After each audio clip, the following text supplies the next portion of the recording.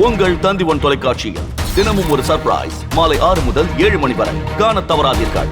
சிறுபான்மையினரின் நம்பிக்கையை பெற நாம் இன்னும் உழைக்க வேண்டும் என அதிமுக நிர்வாகிகளுக்கு அக்கட்சியின் பொதுச் செயலாளர் எடப்பாடி பழனிசாமி அறிவுறுத்தியுள்ளார். ராயப்பேட்டையில் உள்ள அதிமுக தலைமை அலுவலகத்தில் நாடாளுமன்ற தேர்தல் முடிவுகள் குறித்து தொகுதி வாரியாக ஆலோசனை நடைபெற்று வருகிறது. நேற்று நடைபெற்ற ஆலோசனை கூட்டத்தில் மயிலாடுதுறை, நாகப்பட்டினம், கிருஷ்ணகிரி நாடாளுமன்ற தொகுதிகளைச் சேர்ந்த அதிமுக நிர்வாகிகள் கலந்து கொண்டனர். அப்போது பேசிய மயிலாடுதுறை தொகுதி நிர்வாகிகள் பாஜகவுடனான கூட்டணியிலிருந்து விலகினாலும் சிறுபான்மையினரின் வாக்கை ஈர்க்க முடியவில்லை என தெரிவித்தனர்.